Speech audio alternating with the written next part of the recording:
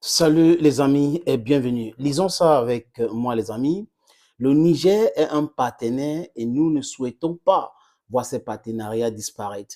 Nous avons investi dans les bases et nous sommes entraînés avec les forces locales. Nous voulons voir une solution ou résolution pacifique pour cette démocratie durement conquise. C'est cette diplomate américaine qui parle, Department of Defense, dans le Pentagone qui parle concernant la situation au Niger. Nous avons démontré par A plus B ici que la relation entre les Occidentaux, des pays de l'OTAN, c'est un panier à crabes. Les Américains n'ont pas les mêmes intérêts que la France. Et quand les Américains voient que les intérêts sont en danger, qu'est-ce qu'ils font? Ils font cavalier seul. C'est d'ailleurs pour cette raison qu'ils ont envoyé Victoria Nuland au Niger. C'est d'ailleurs pour cette raison qu'ils ont vite nommé une ambassadrice. Elle était numéro 2 à Abuja au Nigeria, au Niger. Et c'est cette même dame, avec la complicité de la CIA, qui ont imposé, voilà, elle et les membres de la CIA ont imposé Bola Tinubu comme président au Nigeria. Donc Bola Tinubu a été élu démocratiquement par la CIA et la commission électorale corrompue. Et beaucoup de personnes aujourd'hui au Nigeria se posent la question, comment est-ce que c'est possible pour rester comme ça et voir dans ce pays aimé par les Africains et par les Nigérians un monsieur comme Bola Tinubu. Un monsieur qui allait à l'école et qui avait déjà plus de 1 million de dollars dans son compte. Et qui s'est avéré que c'était un trafiquant de drogue. Et voilà des gens qui sont à la tête des organisations africaines pour défendre l'intérêt économique. Les amis, la CEDEAO n'a jamais été créée pour faire les guerres. La CEDEAO a été créée pour l'amitié, l'intégration dans cette sous-région de l'Afrique de l'Ouest. Donc, la France qui finance la CEDEAO, l'Union européenne qui finance la CEDEAO, les États-Unis qui financent la CEDEAO utilisent cette organisation comme les puppets. It is their puppet, let me just put it that way, comme les jouets. Monter, ils vont monter. Descendre, il faut descendre. Mais aujourd'hui, le paradigme a changé. Il faut que je dise à ces diplomates américains, vous vous dites aux États-Unis, dans vos institutions appelées Bretton Woods, Fonds monétaire international, Banque mondiale, et même les Nations unies, que le Niger, c'est un pays pauvre. C'est avant-dernier, c'est l'avant-dernier pays le plus pauvre au monde. Maintenant, les Nigériens se lèvent et ils disent, partez chez vous. Vous dites que c'est un partenariat important, nous ne pouvons pas laisser cette partenaire, on pense qu'il faut résoudre ce problème de façon pacifique et tout. Non, ils tiennent ce langage aujourd'hui, chers amis, chers peuples africains, chers Nigériens, parce qu'ils voient la mobilisation de la jeunesse africaine.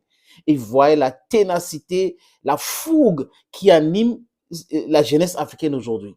Et la grande mobilisation de la jeunesse et du peuple nigérien. C'est ça qui fait en sorte qu'ils ont peur. Et cette peur, maintenant, elle ramène à un peu baisser le ton, essayer de négocier. Mais seulement, le général Abdourahmane Tiani doit comprendre que le peuple africain qui s'est mobilisé, ce n'est pas pour ses beaux yeux. Mon général, ce n'est pas pour vous que le peuple nigérien se mobilise. Ce n'est pas pour vous que le peuple africain est en train de défendre le Niger. Le peuple africain est en train de défendre le Niger parce que le peuple africain veut se débarrasser de l'impérialisme. Le peuple africain souhaite que le Niger utilise sa matière première pour développer son pays. Le peuple africain est contre ce banditisme de 75, parfois 85% à 15%. Ça veut dire que je parle terre à terre, les amis. Tout ce qui est au Niger là, l'uranium, l'or et le pétrole, c'est la France qui doit exploiter. Et quand la France vend ces produits-là, la France prend plus de 85%, plus de 85%, et le reste pas dans les caisses nigériennes. Et vous voulez qu'on continue comme ça? Et cette France de bandits, des élites mafiasos, qui disent que le Niger est pauvre et qui sont là en train d'aider le Niger, pleurent aujourd'hui quand les Nigériens disent « partez chez vous ». Nous dénonçons les accords de sécurité et de défense, nous dénonçons les accords commerciaux. Et la France pleure quoi donc? Si c'est un pays pauvre, très endetté, embêté, et si c'est vrai que 40% du budget du Niger vient de l'aide internationale, Mais coupez ça et partez chez vous tout simplement. Pourquoi les Américains disent aujourd'hui que non, c'est un partenaire, vraiment, on s'est entraîné avec les forces locales, nous avons fait ceci ensemble, on ne peut pas partir parce qu'on a investi dans les bases militaires. Le Niger n'est pas un État américain. Le Niger n'est pas une région française. Le Niger n'est pas une province française. Oui, comme tous les autres pays de l'Afrique francophone, la France doit commencer à s'industrialiser et à être compétitif dans le monde et laisser tranquille ce banditisme-là. Les amis, la France gagne 500 milliards d'euros chaque année gratuitement comme ça en Afrique. Avec les accords avec le Cameroun, le Gabon, le Tchad, le Congo, le Togo, le Bénin, le Niger, le Burkina Faso, heureusement qu'ils sont en train de résilier tout ce contrat-là. Le Mali, heureusement qu'ils sont en train... Donc, avec tout ce pays-là, la Guinée-Bissau, le Sénégal, les amis, est-ce qu'on peut continuer à accepter cet état de choses? Est-ce que, quand il y a des problèmes aux États-Unis, les Nigériens se mêlent? Est-ce que quand il y a des problèmes en France, les Africains ou les Nigériens se mêlent? Non! La France a le topé d'organiser un conseil de sécurité et de défense et de la défense quand il y a un coup d'État au Niger. Quand il y a un coup d'État au Niger pour dire nous sommes contre ce coup d'État, vraiment il faut protéger la démocratie. Non, la France n'a jamais protégé la démocratie. En Côte d'Ivoire, la France a imposé un monsieur qu'on appelle Ouattara parce qu'il devrait maintenir leur contrat. La France a imposé des gens partout, infiltrer, utiliser ce qu'on appelle la démocratie pour écraser le peuple. Cette manipulation-là, c'est ça que nous ne voulons plus. Nous sommes fatigués de cela.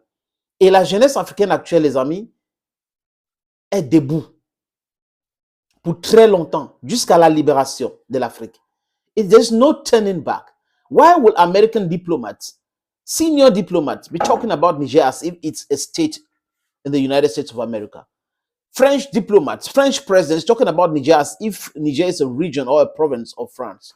No, this is an African country. This is a sovereign nation. These people are poor because they are being exploited in the most savage manner. And nobody can accept that. The African youth today, about 1 billion and plus, is saying no to this stupidity. Is saying no to this thievery. So you can't continue to be manipulating us and talking about influence, Russian influence, Chinese influence. No, we have our heads in place and we are reasoning for ourselves. We are telling you that Niger doesn't need any American military base, any French military base, Chinese military base, Russian military base. If you want to help Niger, you want to help Africa, help them from afar. We don't need your soldiers on the African soil. We don't need your presence in the African soil. We just need your diplomatic presence and your economic presence. That's all. The rest, we are going to be signing our partnership with whatever we want. Those who respect us in the interest of Africa, in the sovereign interest of this country called Niger, you will see. If Niger happens to part company with France and the United States of America, in some few years, Niger will be very, very well developed.